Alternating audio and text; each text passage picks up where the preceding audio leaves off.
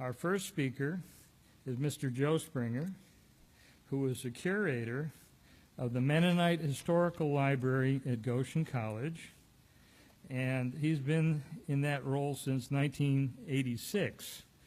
With close to 75,000 volumes, the library is the world's largest collection of published material by and about the Mennonites. And let me go forward one screen so you can see what he looks like. Here he is. Mr. Springer, in this first presentation of the day, will give an introduction to the Anabaptist movement and the Anabaptist movement as it led toward the Amish division, with specific attention to what was happening in Switzerland and the Alsace. And then he'll have a follow-on presentation after that. We'll have an intermission for people to stretch their legs and go to the restroom. And then he'll begin his second presentation following the first. So without further ado, Joe, I'm very happy to have you here and so glad that you were willing to be one of our speakers. Thank you, Joe.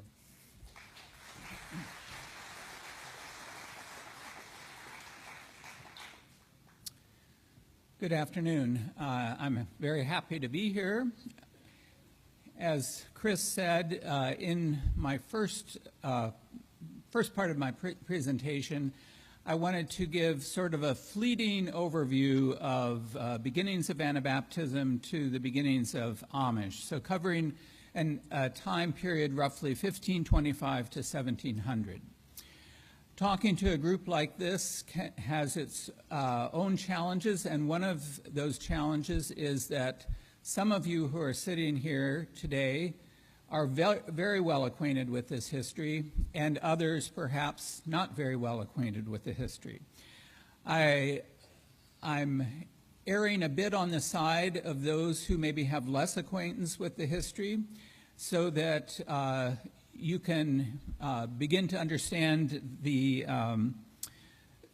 part of the faith heritage that marked many of the original Joder immigrants who came to North America beginning in the 1700s. One might ask, first of all, what is an Anabaptist? And why that date 1525 as the beginning? Anabaptist literally means rebaptizer, or rebaptized.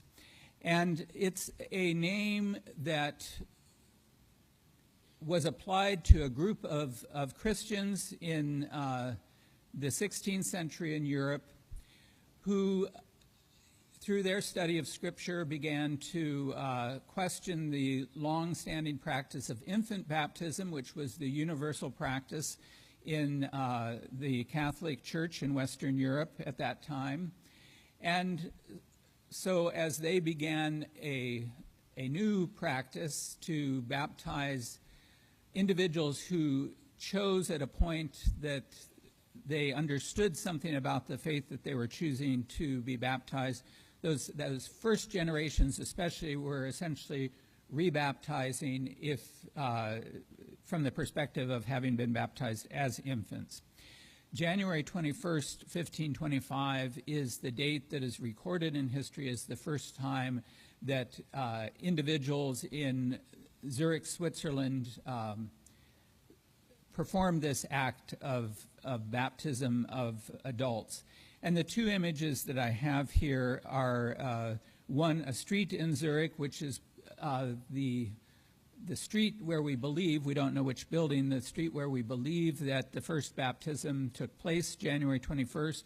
And then several days later, outside of Zurich in Switzerland, in a town called Solikon, in this second house, the lower house there with the fountain in front of it, is where a larger group of individuals was baptized.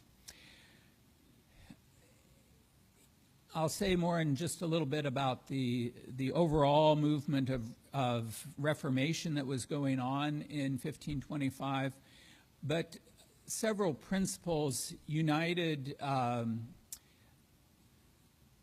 people interested in changing the practice and understanding of Christian faith in Western Europe in a variety of places in that era of 1520s, 1530s. And a Mennonite scholar from the 20th century, Harold S. Bender, tried to describe things that united a disparate group of people and things happening at different times and places in a writing that he called the Anabaptist vision. And in that Anabaptist vision, he described three primary characteristics of the Anabaptist movement as being an emphasis on discipleship, the importance of Christ's teachings for daily living, so we were to follow Christ in all that we do, and particularly pay attention to things that Christ himself taught in the New Testament. An emphasis on community, mutual support of people within the faith community, extending also to humans outside the community, but special interest in maintaining an identity as a community of believers.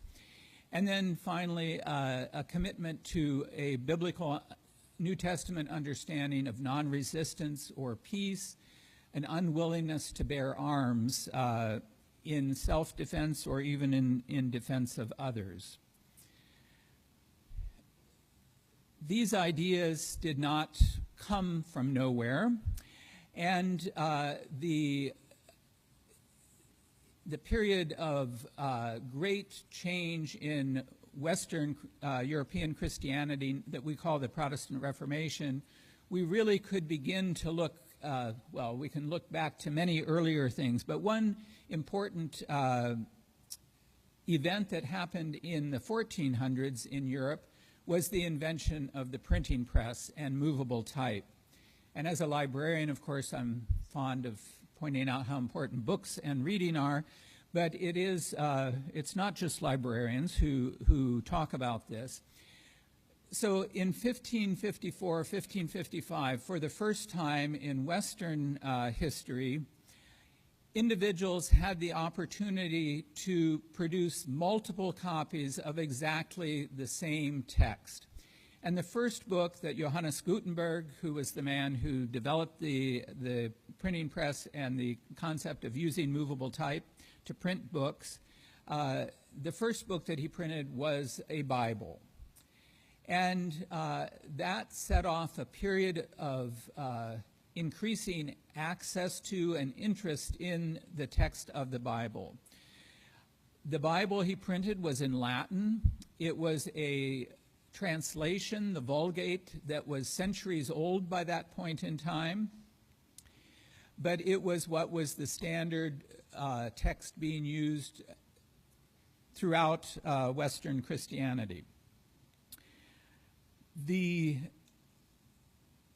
text, once printed, unlike every copy of the Bible up to that point of time, as I said, could be reproduced exactly.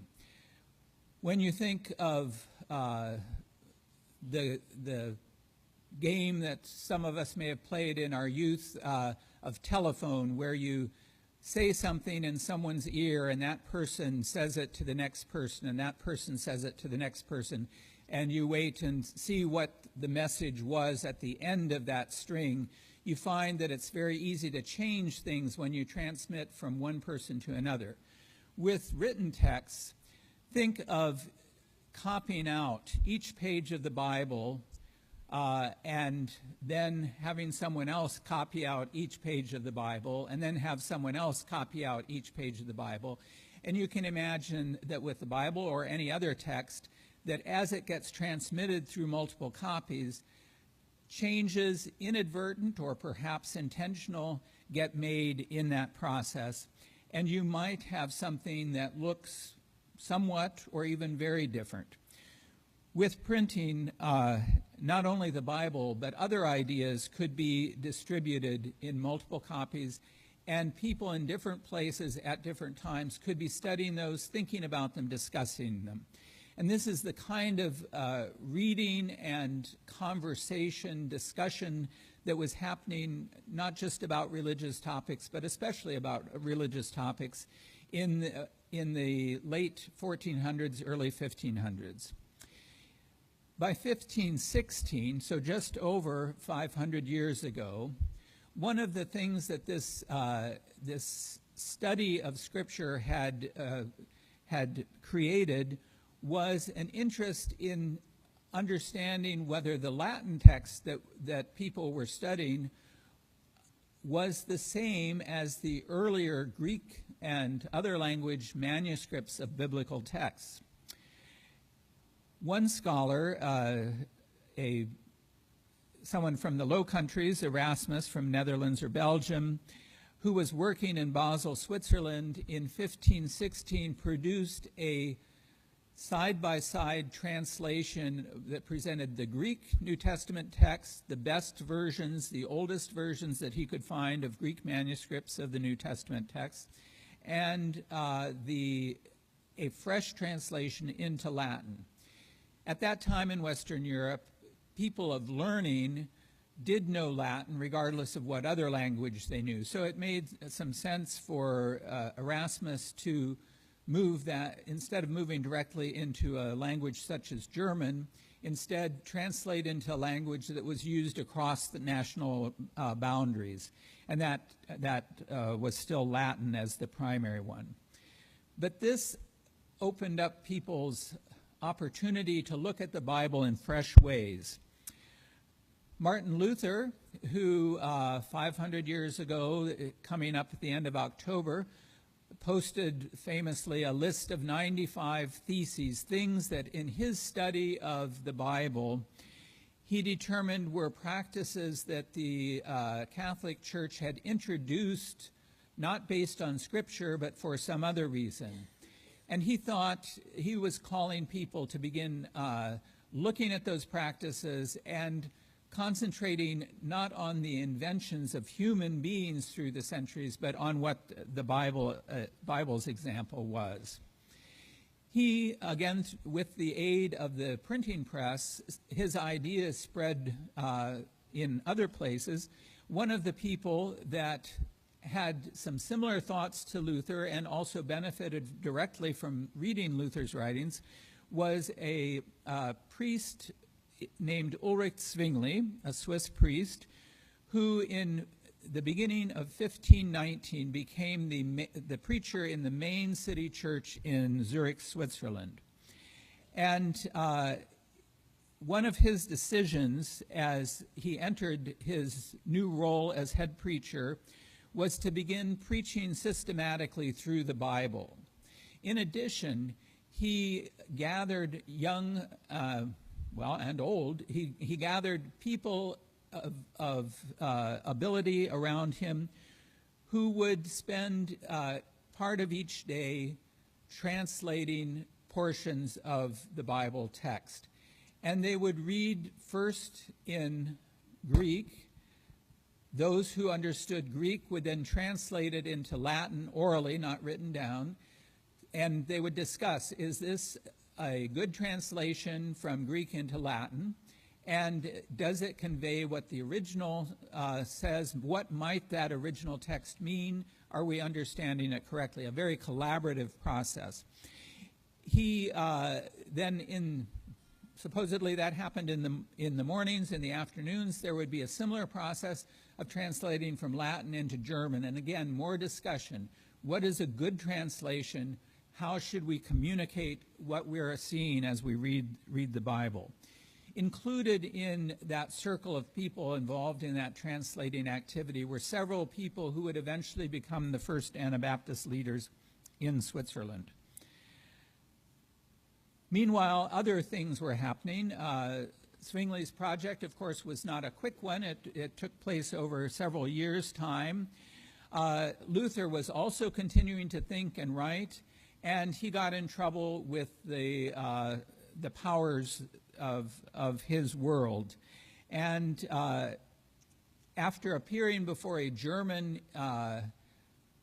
gathering of political leaders, and in that time there was no separation of church and state, so political gatherings included bishops, included people who had roles both as princes and bishops, or bishops that had responsibility for city areas, kings that had responsibility to appoint bishops. So it was a very integrated, connected world of secular and sacred.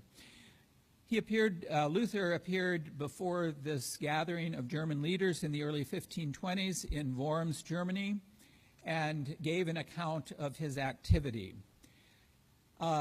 Before that gathering was finished, they had declared that Luther should be treated as free as a bird, meaning that anyone, vogelfrei, he could be captured or even executed by anyone without awaiting trial. One of the German rulers who was sympathetic to Luther's interest in reforming church practice at the time arranged to have him kidnapped and moved to a secure remote castle in central Germany, the Wartburg, where Luther spent several years in hiding. Part of what he did in his time where he was laying low to let the furor die down was to translate himself the Bible from Latin into German. He was a gifted linguist, and he had skill from his travels throughout Germany in picking from a wide vocabulary of words to try to get an exact meaning. And that influence of his translation also helped unify broadly the German language over many areas that had been used to very specific dialects.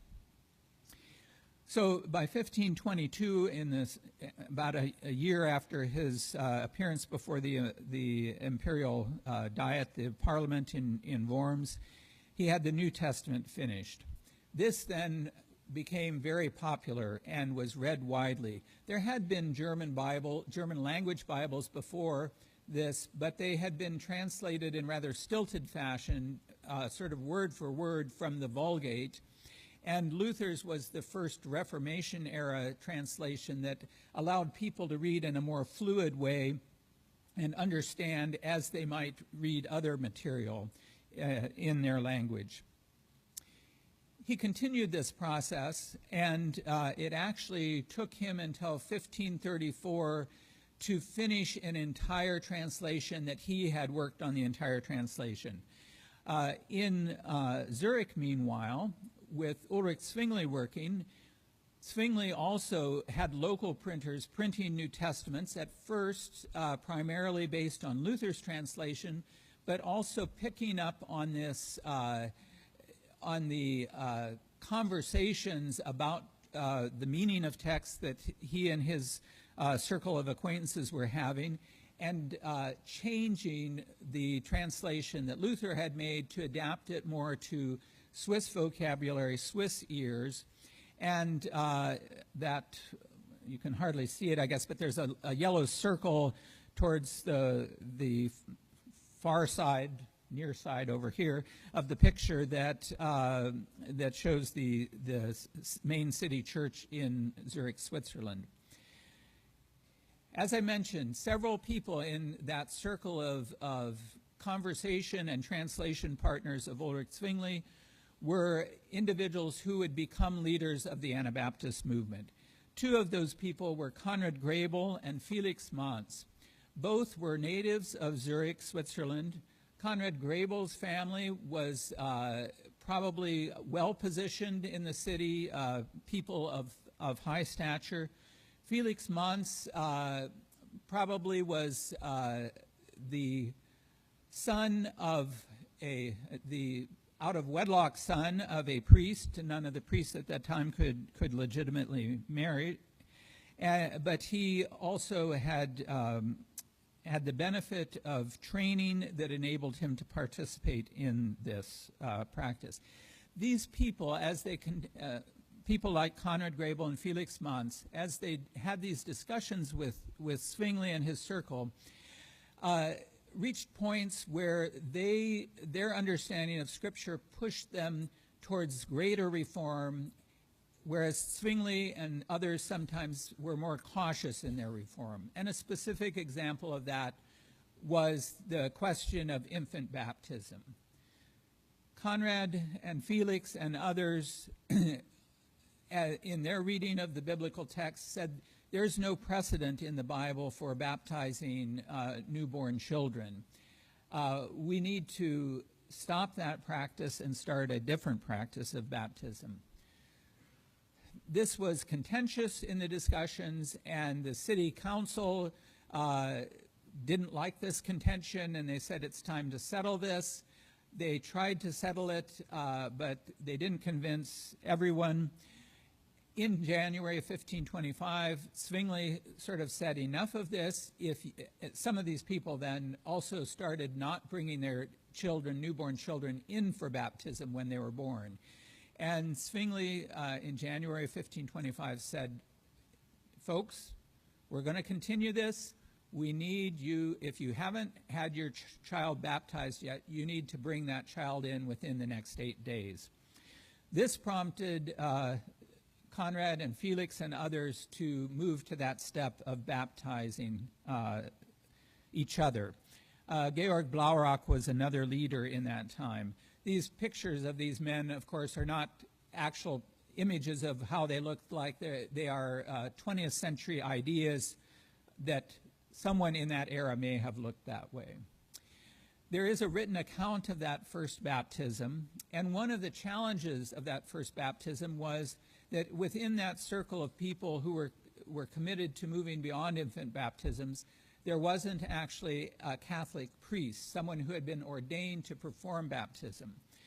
In the wider sweep of Christian history, an important concept is apostolic succession, where part of the authority of a religious leader's practice comes because it's been passed down in an unbroken way from the time of Christ to the apostles, to those who, to Paul, and so on.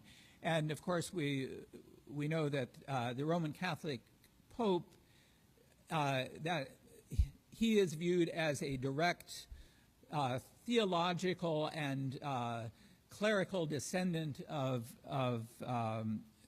Peter, the first bishop of Rome.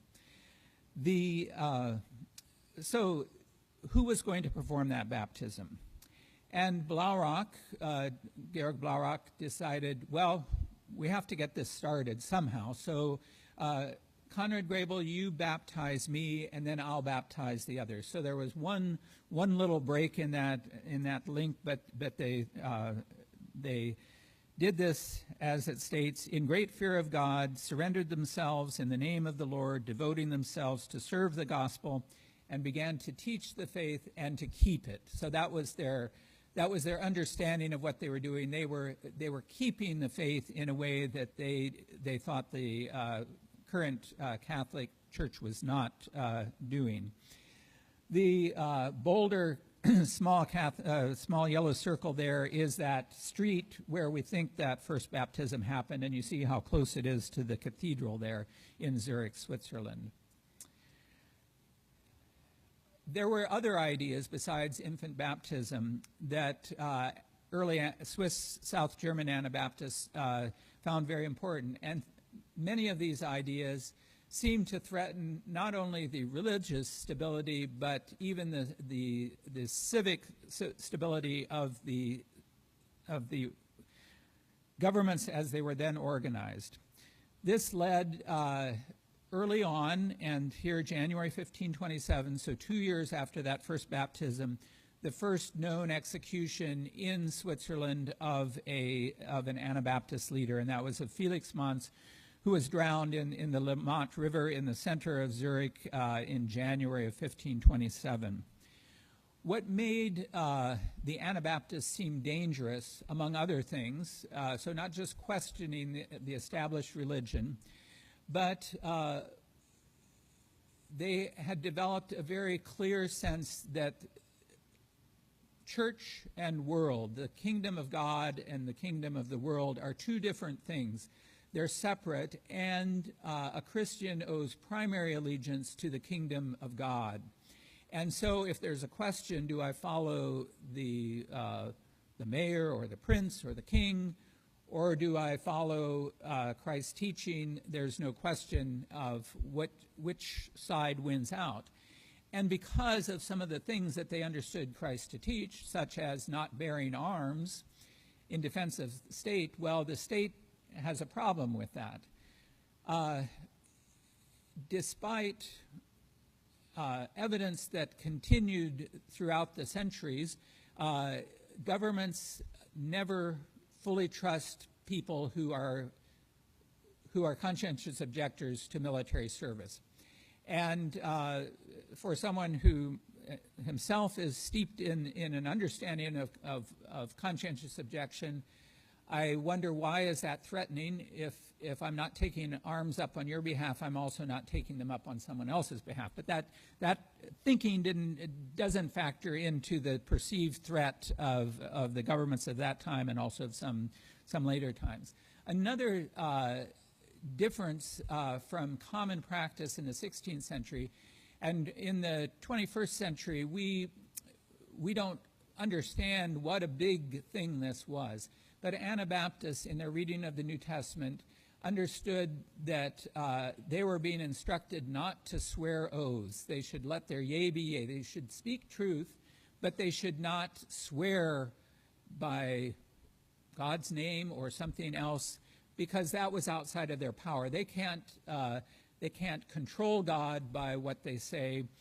And within the civic order of Switzerland and many other places at that time, swearing of loyalty oaths was a frequent occurrence. In fact, many Swiss towns would have had an annual loyalty swearing where all of the citizens of the community would gather together at a certain point in the year, often the beginning of the year, and they would swear to be loyal citizens.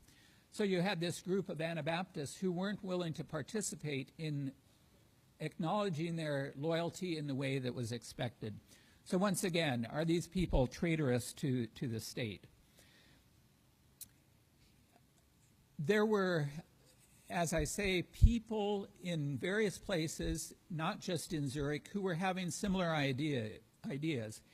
And as they were able to communicate with each other, one of the things they began to do is meet together in regional meetings. And one of the very first such meetings took place in a town called Schleitheim or Schlatten. And a group of Anabaptists got together to figure out what are some things that we all agree on. And they wrote down something called the Brotherly Union. This is happening in February of 1527, the month after Felix Manz has been executed. And they talk, we call it in English, we call it the Schleitheim Confession of Faith, but in reality, it's not so much focused on theological doctrine as just understanding common practice and why it is theological to a certain extent, but its main purpose is, what is it that we agree on? They talked about baptism. They talked about the ban, excommunication. What happens if someone joins us through baptism and then seems to go against what the understandings were as of a member of this community? Also communion, separation of church and world. How do you call ministers, people to lead you? And for them, very realistically, one of the things they needed to understand that is, as soon as a leader of our congregation, of our group, is imprisoned or executed, we need to provide someone else to step into the leadership role. Understandings on not bearing the sword and the oath. These ideas percolate and grow and continue in the life of Anabaptist descendants, faith descendants, throughout the 16th century and into the 1600s. And it's at the end of the 1600s, in the 1690s, that another set of discussions around some of these same questions leads to a separation between the people that we now call Mennonites and the people that we now call Amish. Throughout that 16th and 17th century, it was a name like Mennonite might have been applied to some Anabaptists in some places, usually by outside groups. Within the group, they didn't really have a name for themselves per se, although they might call themselves Täufer or Baptists, or they might refer to themselves simply as the Brothers. Government continued to issue decrees against such people, beginning first with imprisonment, later asking for execution, and this period of intense persecution lasted for several decades. It was exacerbated in the 1530s when a group of radical Anabaptists decided that the kingdom of God was at hand and that their leaders were being called to set it up in advance of Christ's return.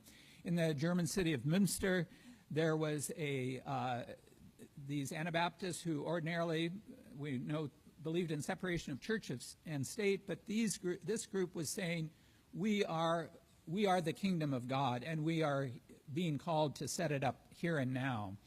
And this meant that Catholics and Protestants together aligned against this city, laid siege to it. It was a walled city, tried to prevent anything going in and out, and it lasted a period of a little over a year, ended disastrously in terms of violence, internal and external, and in illness. Leaders of that movement were strung up on cages on the church tower, and those cages remained as a reminder of wrong-headed radicals for the continued state church in Münster. And that event, which was widely publicized, colored all Anabaptists, even those who never took up arms. One of the people affected by this was a man named Menno Simons, a Dutch Catholic priest, and he observed the happenings in Münster from afar. He had acquaintances who traveled to Münster to participate in instituting the new kingdom, and he felt called to leave the Catholic priesthood but teach and preach a peaceful Anabaptism, a peaceful understanding of New Testament Christianity. And he is a little unusual among Anabaptist leaders in that he lived to a fairly old age, and he traveled widely through the northern Netherlands, Germany, and even over into what today is Poland in his lifetime, and wrote many things. So Anabaptism spread in many areas in Europe, and the sort of brownish colors there are areas where there were particularly a lot of Anabaptists. And Zurich and Bern in Switzerland, that region between those two main cities, had many Anabaptists, and they in turn spread through them. Other groups in other places were inspired to similar ideas. In the east there, in Nikolsburg, that's what is today in the Czech Republic, a group, there was a tolerant local ruler there, the House of Liechtenstein, and they welcomed diverse religious people there. And one of the groups that went there was a group of Anabaptists that felt called to communal practice of Christianity, the Joderites. And that group still exists today in the United States, in the West, but it's a group that holds all property in common. Other Anabaptists, by and large, did not practice full community of goods, even though there was extensive mutual aid. One of the things that's amazing about reading trials of Anabaptists is their strong biblical knowledge. And this in individuals who did not necessarily have a long advanced training before, did not have a long history of studying the Bible, but they were able to give very coherent answers to questions that were posed to them in trial or in public disputation about matters of faith. One clue to how this faith formation of early Anabaptists may have occurred was a little, and this is just a tiny little book, but it's rich with information. It's a concordance, and it points to the most important passages of Scripture seen from the Anabaptist point of view. It's arranged not as, if today we think of using a concordance, we think of a book that has all the vocabulary of the Bible, and we can look to see where all the word love is used, where sin is found in which passages. In this concordance, which is thematic, everything's arranged by topic. And it's arranged in an order that tells us something about the way that Anabaptists understood how faith develops. So the first topic in this concordance is fear of the Lord. So first of all, we have to recognize that we need to be in awe of God. From that is repentance. Then is discipleship, beginning to follow Christ, baptism. And following baptism, there's persecution. So it was an expected thing among the Anabaptists of the 16th century that a result of their faithful practice of Christianity, they would be persecuted. Another form of literature that Anabaptists used, this happens to be a Dutch book, was actually to collect stories and writings by people who did become martyrs for their faith, people who were executed because of what they believed. And this was a way originally, quite possibly, of strengthening you for what you might face yourself. All faith traditions, not just Christian, and certainly not just Anabaptist, tend to have collections of martyr stories, people who have suffered because of their faith. So there are Catholic martyr books, there are Protestant martyr books. In the Anabaptist tradition, these did grow over time, more stories got collected, and eventually, at a time when in the Netherlands, Mennonite descendants of the Anabaptists were quite well tolerated, and they were actually economically well off. Someone collected a whole group of these stories in a massive volume, no longer the little volume that was that people might read before they themselves went to prison, but an elaborate, large book. And the second edition had these famous illustrations. This story of Dirk Willems is one of the more famous illustrations in that book, and depicts the Dirk, who was an Anabaptist, being chased by someone, by a local sheriff, across a frozen body of water. The ice isn't fully formed. His pursuer falls through, and Dirk, of course, could have escaped because he couldn't be followed. He could have escaped the consequence of, at that time at least, of his choice related to Anabaptist faith. However, his understanding of his Anabaptist faith meant that he saw a fellow human being in need and returned to save that man's life. The person who had pursued him, of course, was not terribly interested in capturing him at that point, but his superiors said, no, you have to capture him. Dirk was captured, imprisoned, and executed as a result. And so that is sort of a quintessential example of true discipleship and living out one's faith, even at personal cost to yourself. Anabaptists, in continued persecution, often went into more remote areas. And this move from what originally had occurred, especially in cities, to moving into more remote areas helped color the development of Mennonites and Amish, because what they did when they were in those remote areas was agriculture was the main pursuit. This is a little drawing from 1574 that depicts a time when city spies were sent out to monitor what was happening in secret Anabaptist meetings. The Anabaptists were meeting outdoors in the woods at night, and It's difficult to see. In the center there is a man with a book, and there's another man actually holding a candle so he can see what's in the book. And there are men, women, and children as part of this assembly.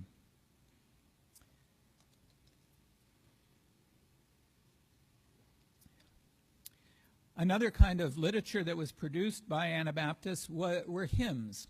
And some of these hymns were, again, tales of martyrs. The earliest, one of the earliest collections of hymns was a group of hymns that were composed by a group of Anabaptists that had been captured sort of in a big group and were imprisoned in Passau on the border of Germany and Austria. The hymns in that book, this is the first edition known, 1564. In 1583, together with other hymns, that becomes the Ausbund, which is still the hymnal that the Amish use today in worship. It's hard to... Switzerland's down there, the yellow, the red is Passau. That was some distance away. And this is a old image of the city of Passau. Another kind of literature that developed a little later on were confessions of faith.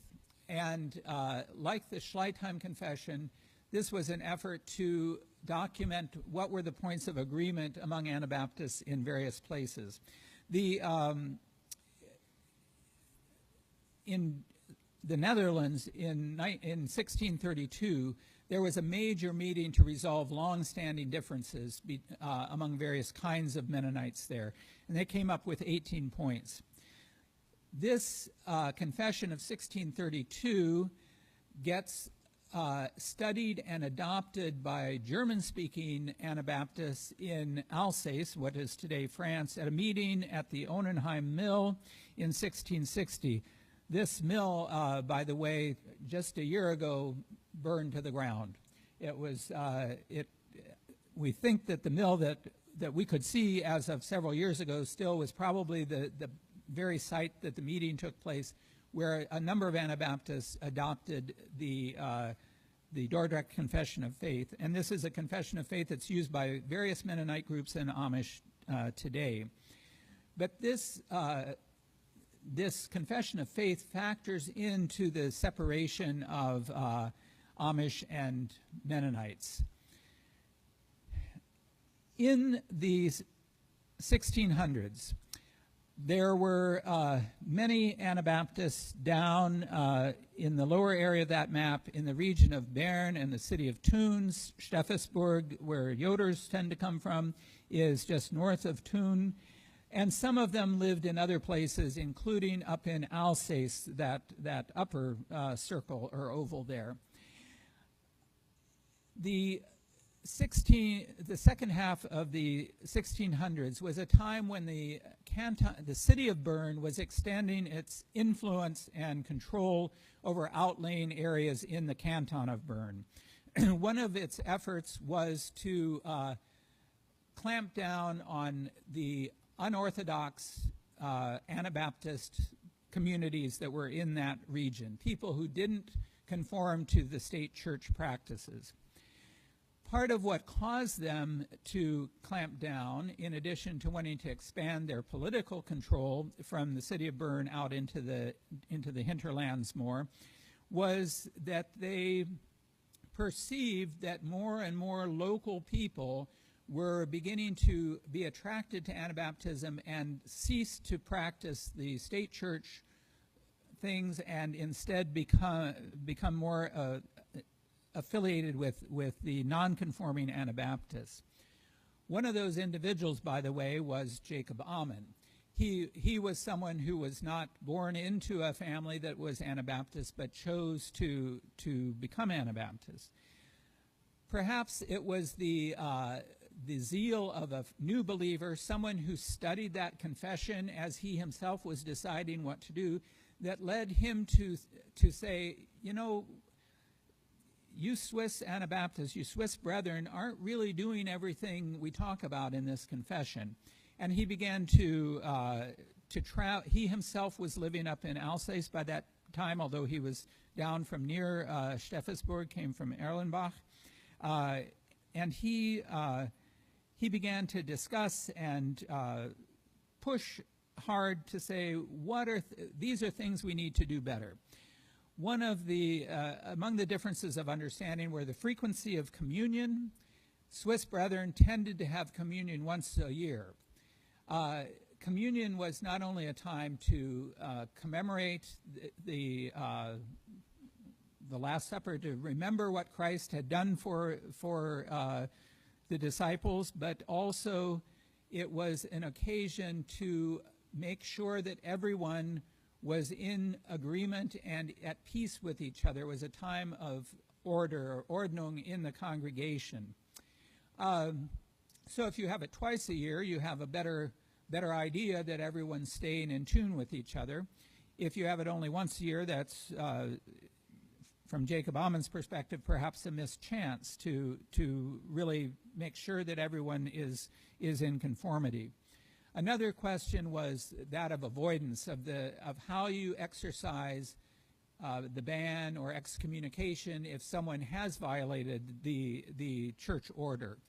And Swiss practice tended to understand that avoidance was something that occurred at communion, but not at every meal. Jacob Ammon, and in line with what the Dordrecht Confession stated, viewed it as a more substantial avoidance where until someone is restored to fellowship, you would not eat at the same table with them. You wouldn't share food.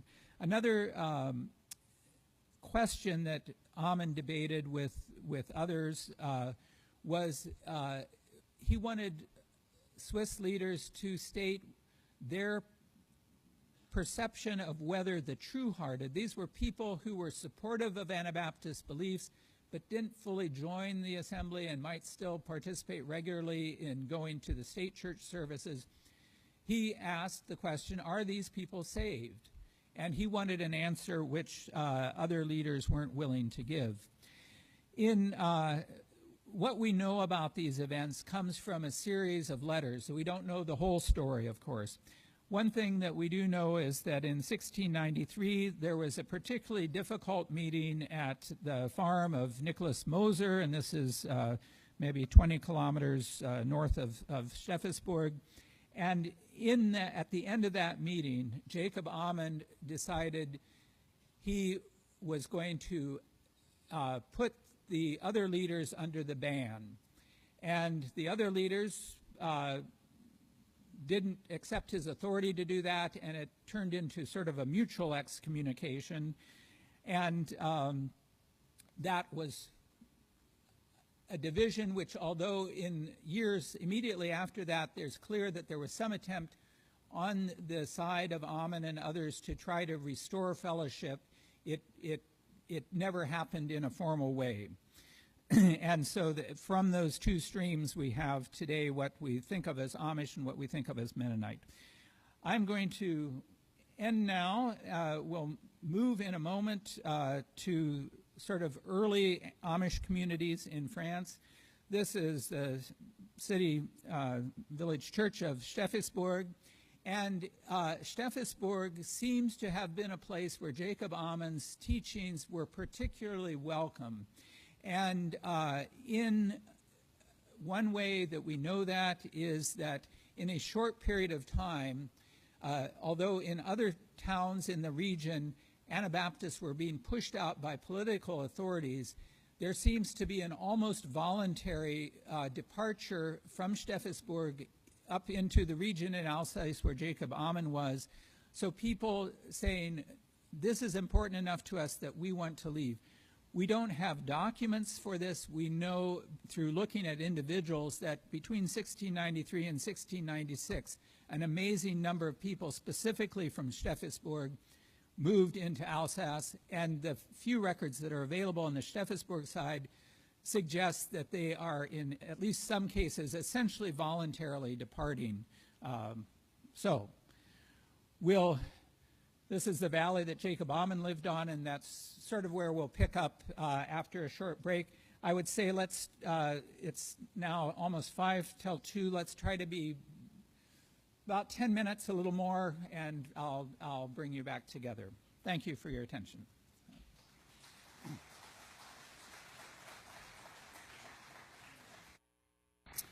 Thank you, Chris. So in the first hour, I gave you a rapid race through the 16th and 17th centuries from the beginning of Anabaptism to the separation of Amish and Mennonite traditions. In this next section, I'm going to focus on a description of Amish in Alsace with particular attention to some Joder families that are in Alsace and Montbéliard, the town of Montbéliard. This is a view from Thun towards the Bernese Highlands in Switzerland. And at the time in the 1690s, when an Amish identity was forming differently from a Mennonite identity, many families from Steffisburg, just north of this area, and then some from regions in those highlands on the other side of the large Lake Thun, were among the people who responded to Jacob Ammon's thinking about the way to organize congregational life and order.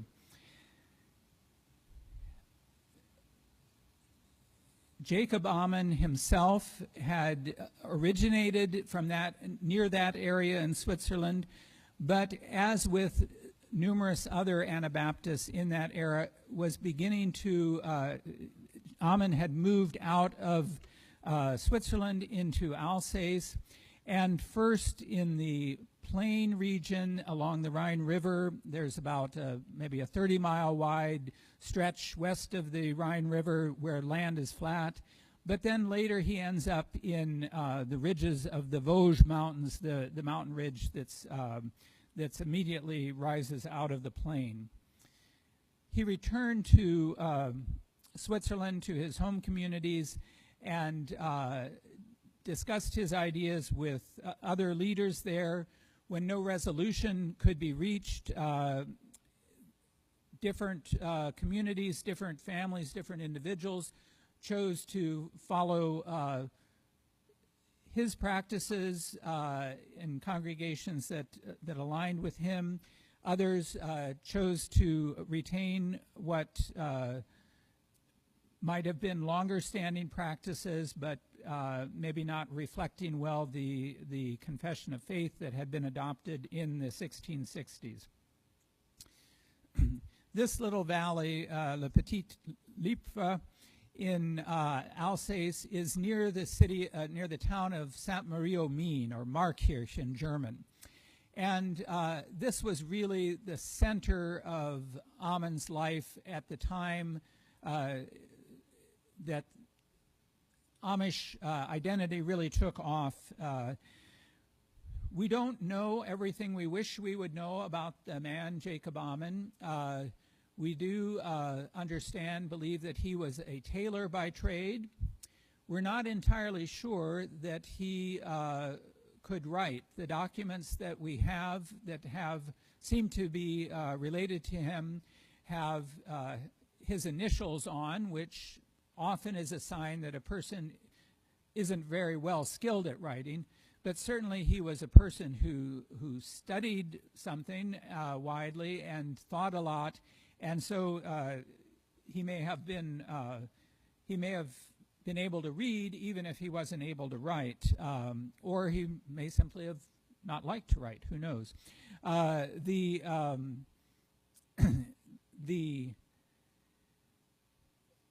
This little valley, this remote valley, is one where he's documented over a period of multiple years, but then we don't have record that gives us an indication of where he might have lived when he died or when he died even. This is a view sort of from the ridge of mountains in that area overlooking that Alsatian plain, and you can see there's kind of an abrupt change in landscape. Again, the first Anabaptists in Alsace that were leaving Switzerland in the 1600s were settling first on that plain, but then they began congregating more in these highlands, and part of that was with an increase in density. they were able to receive the toleration and protection of small rulers that had territories along that ridge, and the plains were more influenced more by larger national politics of France, which were not exactly tolerant of Anabaptist or non-Orthodox Christianity. Technically not part of Alsace, but at the southern edge of Alsace is a town named Montbéliard, or Mumpelgart, as it was called in German. This became, in addition to Sainte-Marie-aux-Mines, where Jacob Ammon lived, or in that region of which he lived, Montbéliard became, beginning in 1708, 1709, began attracting Amish immigrants from Switzerland, some of whom passed through Sainte-Marie-aux-Mines, some of whom came directly from Switzerland. The political dynamics of Montbéliard were such that the prince of this little principality was actually from a German-speaking royal line, the House of Württemberg, which made it somewhat easy to attract other German-speaking residents. The native population in this region would have spoken primarily French, but the ruling house spoke German. In addition to French, but they were bilingual. This town of Montbéliard is very close to Switzerland, actually. It's a little further away from Germany. Here's another old map that shows a variety of towns in the area, some of which would sooner or later become homes to some of the Joder families that came there. As Chris mentioned, I spent many years working with the church records of Montbéliard. And one of the reasons, well, several reasons to focus on Montbéliard. Montbéliard was what we believe was the largest Amish community in Europe. And it continues today, however, its identity is now Mennonite rather than Amish, but it has an unbroken history from 1708, 1709, when the first Anabaptist settlers arrived there, through to the present. And it's, I believe, is currently still the largest congregation in France, largest Mennonite congregation in France. It is sort of an accident of history that they have a church record. It was not a popular thing for Anabaptists, Mennonites, or Amish to keep formal membership records, and a big part of that is, of course, that for a long period of time they were subject to either direct persecution or intolerance, at least. And so if you have a list of who's part of your group, that becomes a dangerous item, depending on what the political mood is, how people want to treat you based on your non-conforming status.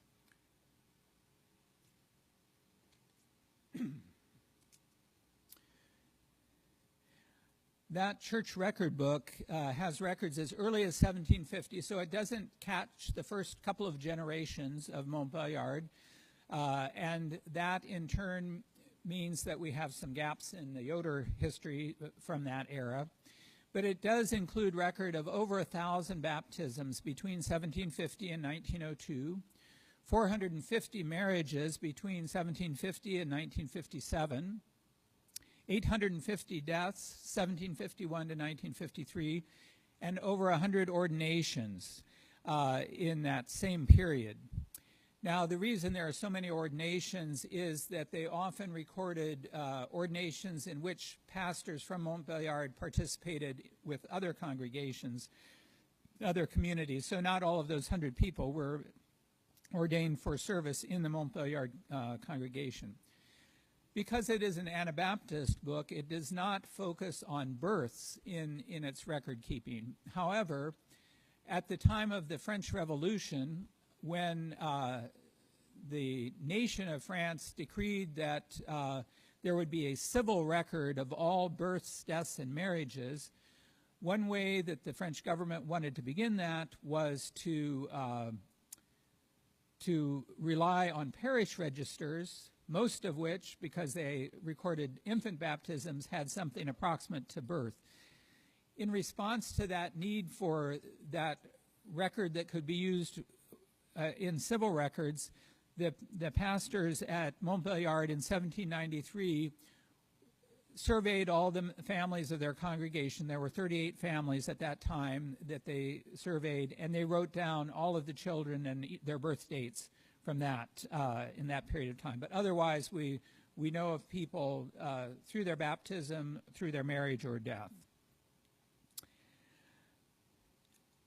Montbéliard was one of multiple congregations, and I see I have a slide out of order here. Just a minute. Well, I'll go back to that, even though it's not quite what I wanted. What you see here are actually congregation. Oh, I see. It's just so faint I didn't see. At the western part of this, so the right side of this slide, there is a large gray oval, and that represents the extent, more or less, of the Montbéliard community. It's very large for, particularly when we consider the size of Amish districts today, where there's people tend, and especially in a community like this, are very closely located to their places of worship, the homes in which they worship.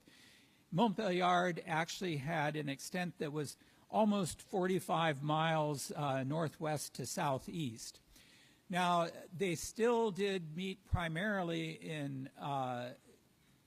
in homes at the beginning of that, but more and more they tended to meet in Montbéliard itself, which was at the center of the community, with occasional meetings and outlying farms. But that meant that some of the people at the far reaches of the community probably were not able to participate regularly in worship services, which, as nearly as we can tell, they, as do Amish today, held their worship services every other week. There are a variety of other circles there, and these represent other congregations or districts of Amish within that region. What isn't visible here is that there was probably at least one Mennonite community interspersed within that group in France, and then the bottom oval, you might see Sagna-Legier there, spills into France, and there were also probably Mennonite communities living in proximity to Amish communities at that point.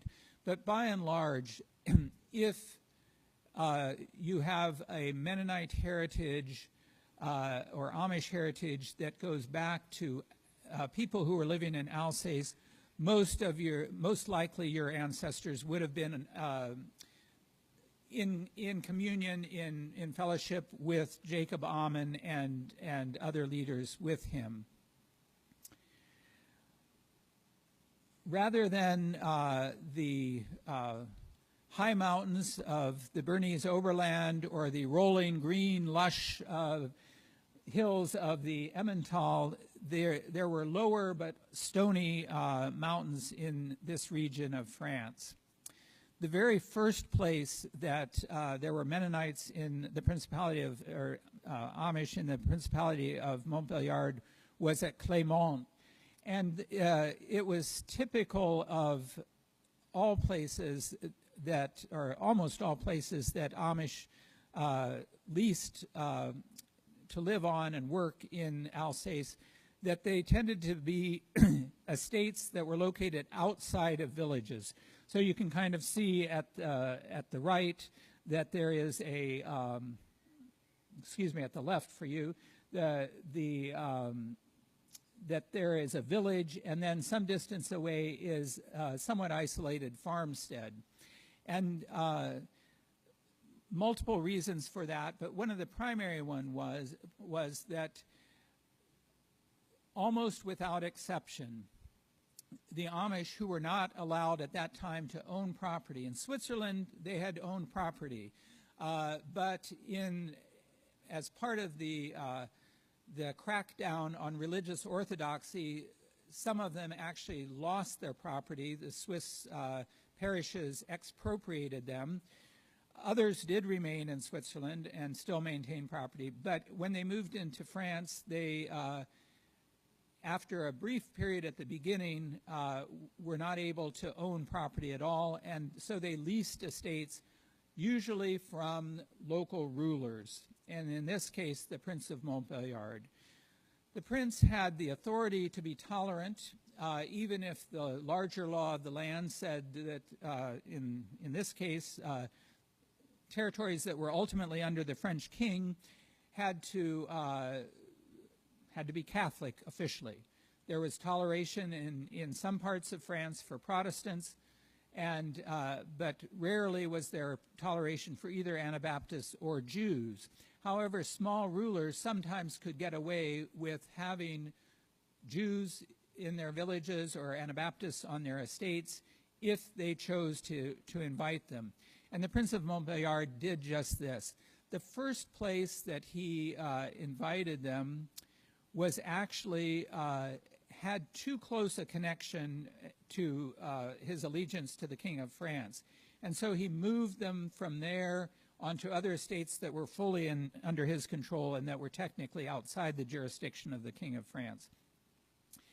In this first village of Clément, 10 years later, there were more Anabaptists, and one of the daughters of Joost Joder and Anna Traxel, that is, they're sort of the progenitors of what we know of Anabaptist Joders. One of their daughters lived on this estate with her husband, Christian Blanc or Planck. Some of the estates that they lived on were properties that had one time been monasteries or nunneries, cloisters. And Belchamp, here on the edge of the river south of Montbéliard, was one such estate. And this, for many years, was inhabited by Hans Rich, who is the man who sort of started that congregational record in 1750 and continued to be a leader in the congregation for decades. He disappears from the record in the last 10 years of his life without mention. He doesn't participate in baptisms or marriages. There's no mention, and he no longer lives at Belchamp when he dies, and we simply don't know what the circumstances of that were. Was there falling out in the church? Perhaps. More likely, given his age, it could be that he had perhaps he had suffered a stroke or something that left him incapable of continuing his duties. But it's curious to me, nonetheless, that this person who had been the main leader, in his death record, it doesn't even refer to that. It just says Hans Rich died at this place at this time, and after discussion with his widow and his children, they buried him in the garden of that place, which was a little remote from the primary thing, rather than in a cemetery that they had actually started. Here's another example of one of the estates, La Seigne, that was part of the Montbéliard congregation. It was at the extreme southwest part of the community, and for a period of time, particularly in the early 1800s, this became sort of a second satellite congregation of Montbéliard, and although I think they did not have their own bishop, they had their own ordained preachers, and they functioned a little more independently and met there more regularly than in other parts. We don't, of course, have pictures of people from that era, but these are images from the early 19th century that give us an idea of what some of those Amish Mennonites may have looked like in their dress. This pair, perhaps a father-daughter, are located outside the St. Jacob's City Gate in Basel.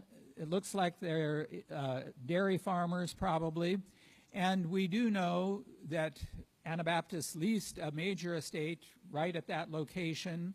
There are numerous variations of this picture. They don't always have the same color clothing, so I don't think we can trust fully the coloring of the clothing. And I've seen one even where the woman has red stockings. The man has red stockings in this image.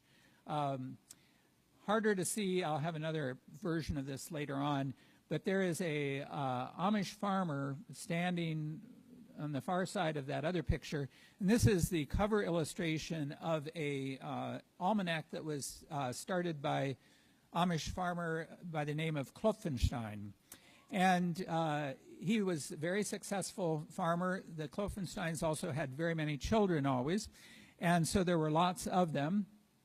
And this is loosely an illustration of the territory that he and his family lived on for multiple generations from the 1730s into well into the 19th century.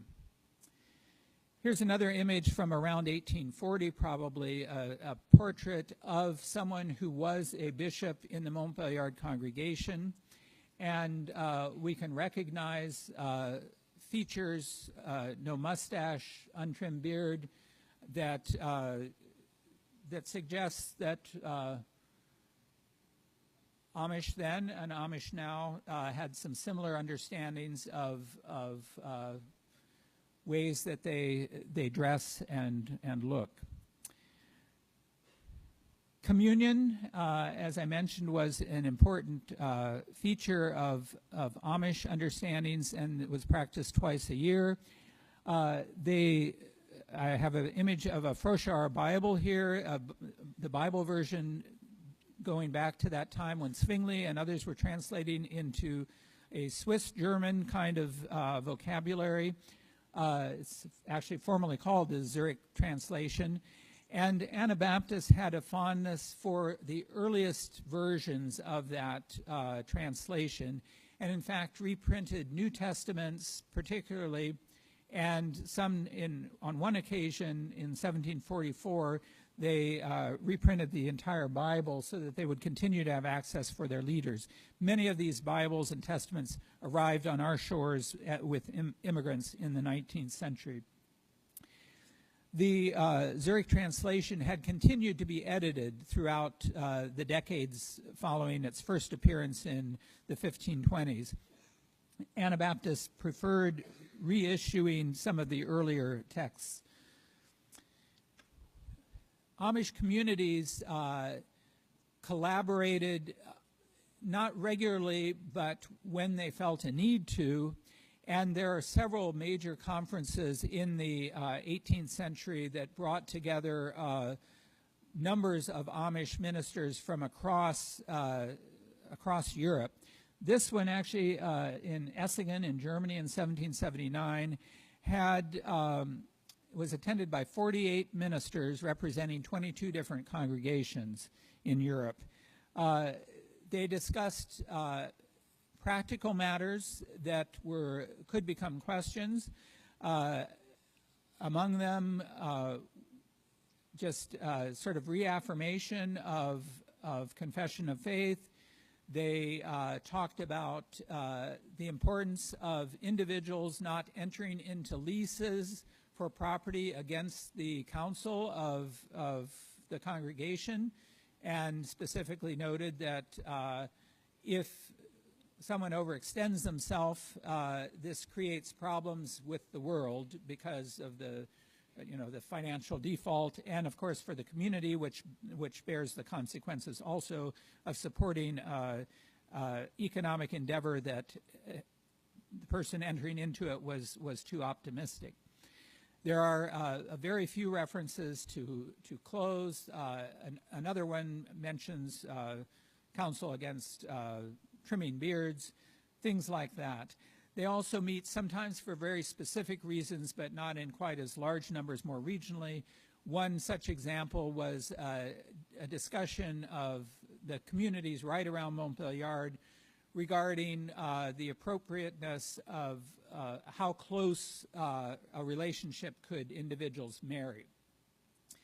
They evidently, historically, had kind of looked at second cousins as the degree of closeness that was probably shouldn't get closer, but they were actually frequently marrying first cousins once removed, and in a few instances had first cousin marriages.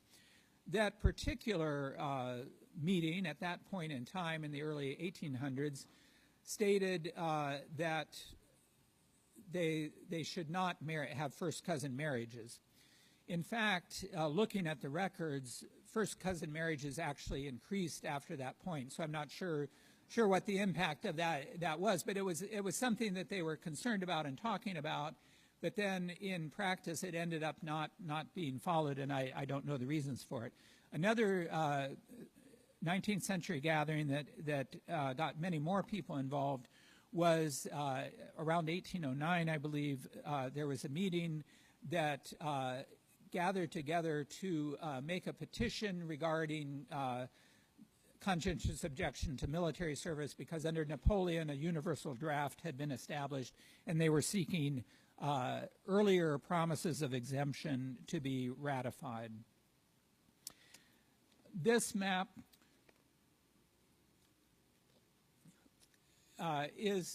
shows the extent of European Amish communities, and the bulk of them are down there near Montbéliard in that square, but then they continue throughout up north into France, spill over into Germany, both sides of the Rhine, and then there's some clear up in Hesse.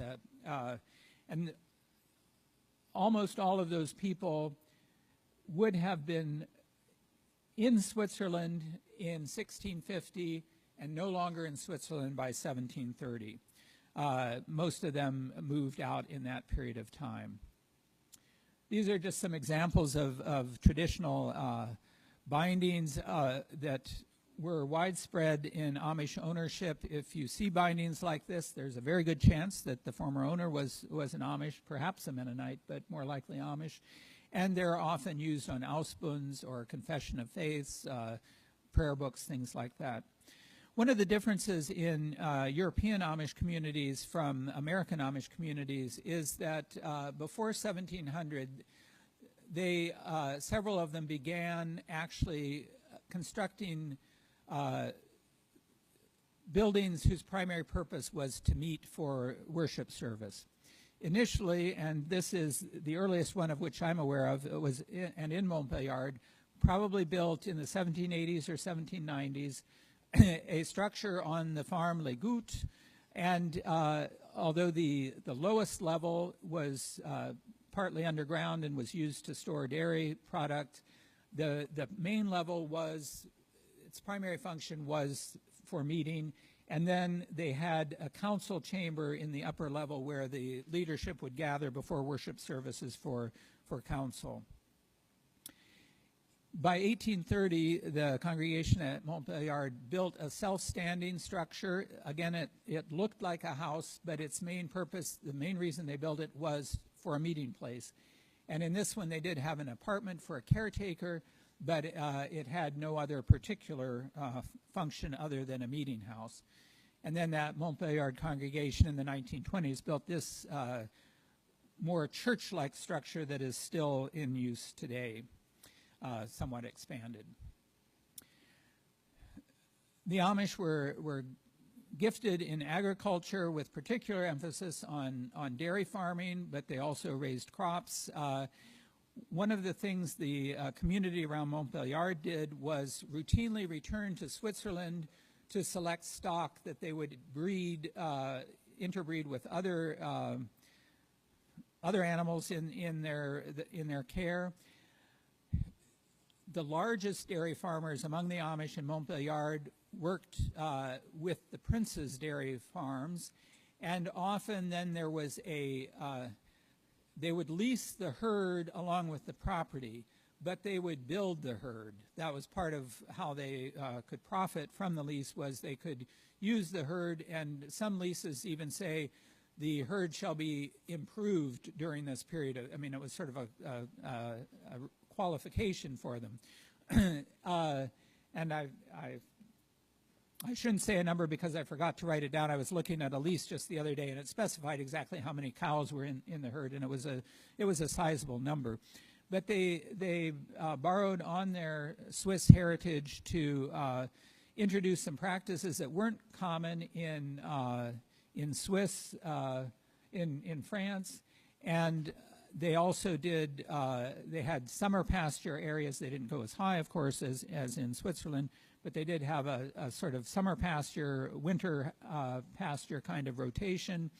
And over the course of time, this particular breed, the Montbéliard, which the name for that, was the result of the Mennonite, the Amish breeding practices in around Montbéliard. And from the 1830s into the early 20th century, this breed regularly won regional and national agricultural fair prizes.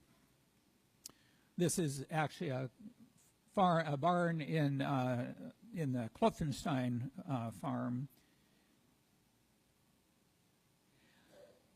I wanted to get back to Steffisburg a little bit and Joders, the topic of interest today. As I mentioned in the first hour, Steffisburg seems to have been a community where there was very clear positive response to Jacob Ammon's understandings of how to practice church. And it meant that in the 1690s, a significant number of families moved from Steffisburg up into the region near Sainte-Marie-aux-Mines, which is north of Montbéliard. Many people, all of the people that we can identify among Anabaptist Joders, we seem to go back, and I just see I have a typo there. He wasn't born 1706. I don't know if that was 1607, but Chris or someone can correct me on that, but I'm sorry for that error in the slide, which I just now noticed and will be repeated on several others. Go to your issue 55 of the Joder newsletter for more detail on this. Joder and Anna Troxel had many children, and I have on this slide just those for whom that we know may have left Switzerland, and some of the possibilities for people who ended up in France and then from France later into Germany. Y6B, Casper on the end, actually goes further north into Germany, and he seems to be the likely ancestor of probably most of the Joders in this room. But these other people are people who seem probably to have, or possibly to have ended up in France, or if they didn't, perhaps grandchildren or great-grandchildren of them did. Records it's very difficult to make some missing links because there's a gap in records. So in Steffisburg, we have parish records that identify many people, perhaps not all people that live there. And one of the features, and this was something that probably bothered Jacob Ammon a little bit, is that one of the compromises that Swiss brethren, Swiss Anabaptists, had been making in Switzerland, not 100% would do this, but many would do this, was that even if they considered themselves Anabaptists, they might either themselves or permit someone else to take their infants to be baptized in the parish church. At one level, we can understand that well, because to them that baptism that the parish church was doing was meaningless.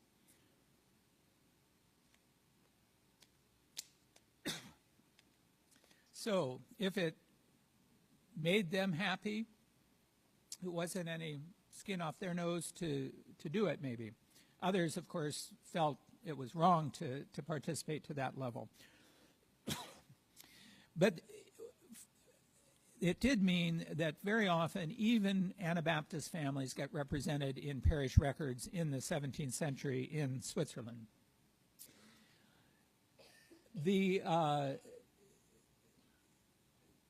Y69 there, Anna, the only female on that list, is someone that we know for sure ended up in Montbéliard, because a census record in 1718 identifies both her name and her husband's name. With the other males, Peter, Christian, and Joost, these seem to be the likely people that might have made it to Montbéliard, and they're individuals with those names, or made it to France. They're individuals with those names in French records, but not with enough detail to be able to say for sure that Joost is this Joost, that Christian is this Christian, that Peter is this Christian, or that Peter is this Peter.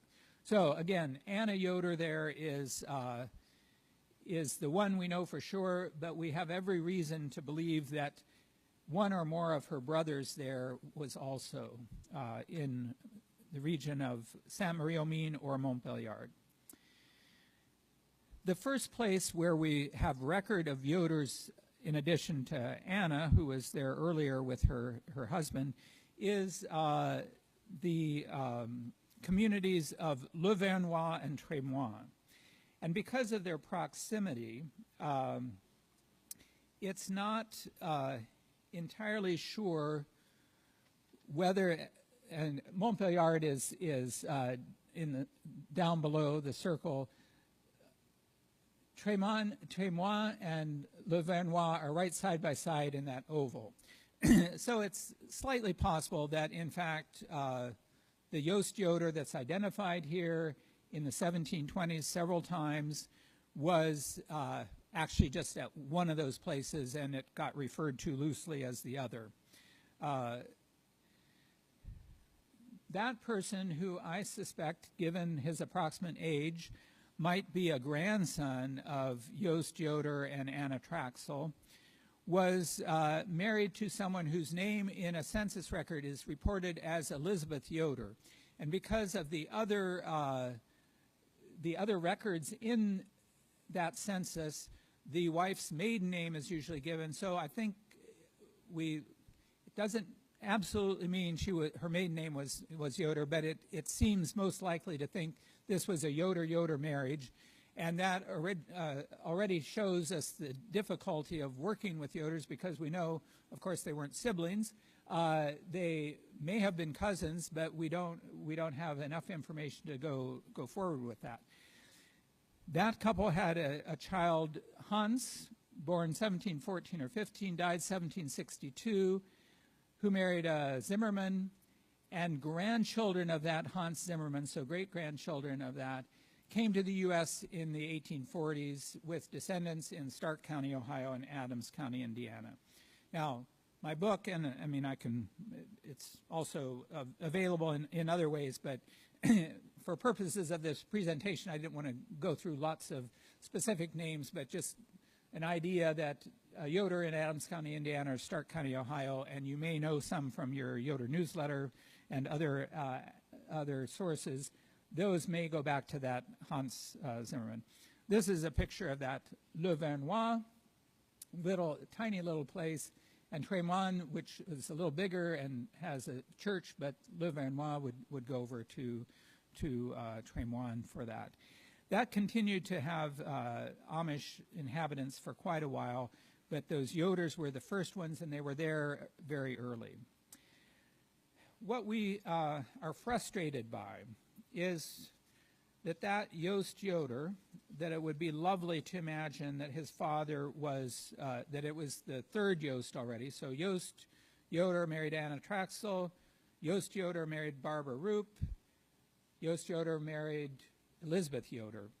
It would be lovely to have that lineage. But the ages that we have for that Joost Joder of Le Vernois just don't quite fit with this Joost Joder. And we don't know. Maybe the census was completely off.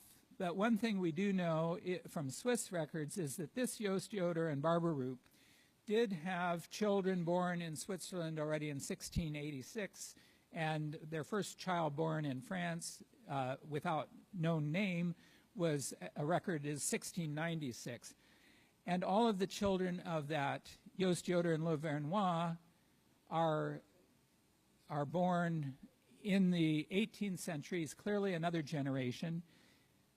We think, given the ages given in the census, that the Le Vernois Yost was born 1681, but our Yost here and Barbara weren't married until 1685. And we also have evidence of Le Vernois' Yost Joder having a sister, Anna, who was born about 1679. So it doesn't seem to be a good lineup for that. So is he maybe the son of one of these older ones? Perhaps DNA will give us the answer. Perhaps some hidden record will give us the answer. Then another Joder line in the Montbéliard area. And one of my frustrations in my 25 years of working is I kept thinking, sometime I'm going to figure out how these Joders are related. And I never could get, I ended up with 5 lines. I'm pretty sure they're at most 2, but I can't prove how that combination works.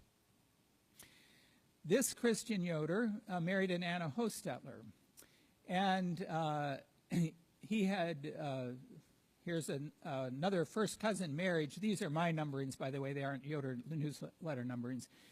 Christian Joder married Maria Joder, who was his first cousin, and that family came, and they have descendants had descendants in Wayne County, Ohio. Of course, other places as well. And because of his age, born 1720, 1724, it seems that he could be a great-grandson of Jost and Anna, but again, who was his father? We don't know. Some reports, including one in the Joder newsletter, say he was born at Bavilliers. Others say Brevilliers. Both of those are in proximity to Belfort, which is a community north of Montbéliard, and Belfort is where that Christian Joder died. Then come 2 more Joders, and these, are they brothers, are they cousins? Both, we know, come from Heidelsheim, which is on that Alsatian plain, before they arrive in Montbéliard around the 1760s.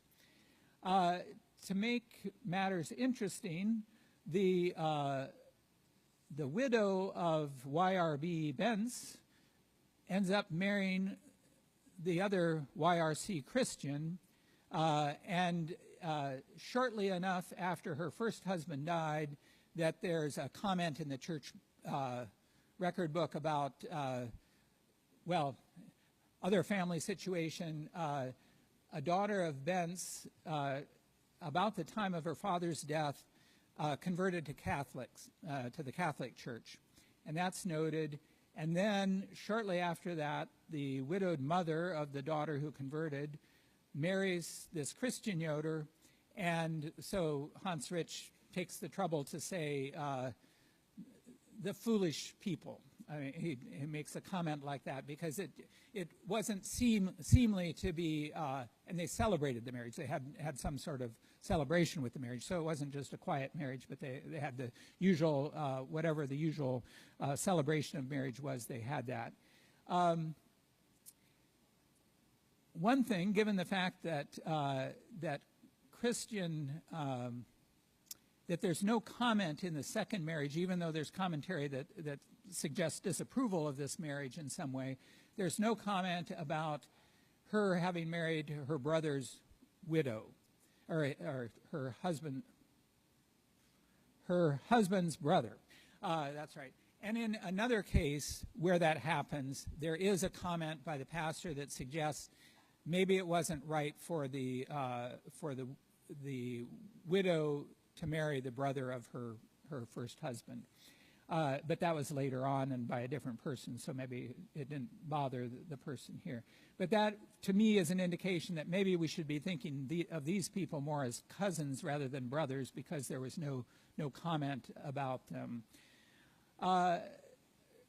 Robert Becher, a French researcher, has done a lot of documentary research in obscure documents, and this is one place where occasionally one is lucky enough to find extra information. a person that he discovers is a Christian Joder from Sulzbach who has children, and it's entirely possible that one of these first two children, Peter or Jost, might have been the father of that Christian Joder who was born around 1732. So we know that they were married 1727, 1728. So we have a sort of a family group there, but we still don't know who that Christian from Sulzbach is. What we do know is that Saint-Marie-aux-Mines is up here, Sulzbach is here, and Heidelsheim is sort of in between them. So it's up in the region where we might expect them to find. They're about 30 miles apart. And then at some point, those Heidelsheim people, brothers or cousins, moved down to Montbéliard, which is about 70 miles away. Perhaps that Christian of Sulzbach is actually this Y68. I don't know. Those, both YRB and YRC, end up in Morvillars, a town that is sort of northeast of Montbéliard and southeast of Belfort. And that's where the largest number of Joders ends up being throughout the 19th century.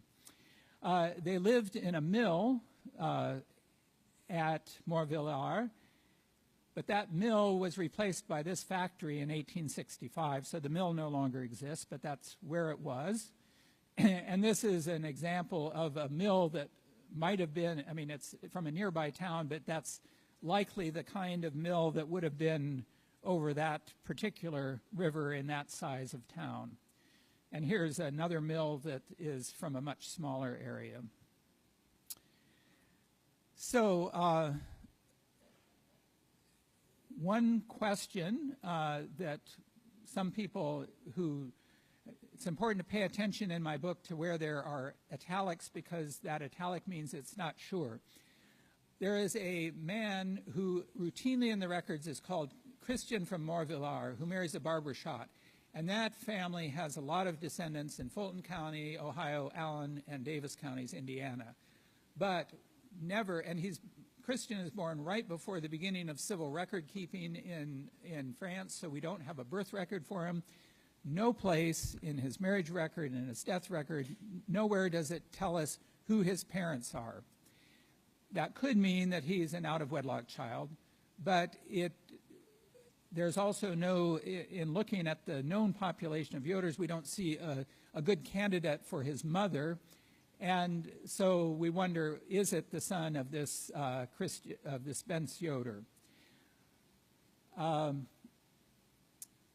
That other man from Morvillars, the older Christian who married first Barbara Gehrig and then the widow of Benz or Benedict Joder, has a great-grandson who marries first Catherine Stuckey and then Elizabeth Short, and descendants of that couple. Well, that couple lived in Fulton County, Ohio, and in this line there is a oral tradition which DNA evidence disproves that one of those wives was actually an American, Native American, who was using an Amish name to sort of hide her identity. In fact, we have the identity of both those women, know they were born to families, and DNA does not support the idea that it was a Native American. Then finally, there's another frustrating Joder who's born well after the beginning of civil records in France, but I have not been able to find a civil birth record.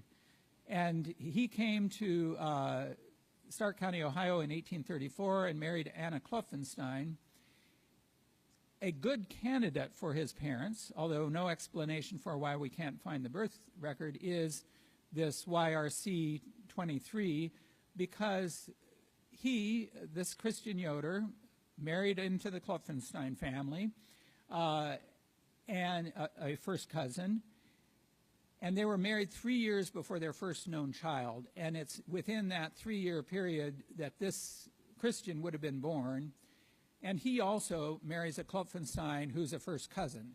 So it seems like it could be that he is actually their son, but unfortunately I don't have the birth record to prove that. So that's a quick overview of Montbéliard Amish community in the early years with some information on the Joders. And this is the cemetery of the Montbéliard congregation. It's not adjacent to the meeting house. It's at another farm, but it's one that was clearly started already as early as the 1770s and has been in continuous use. The oldest stones in it are from the mid-1800s. But I'm going to give you a few minutes break again, and when we come back, we'll get to hear from Floyd Miller. So thank you, and I would say, 10 minutes again? Thanks.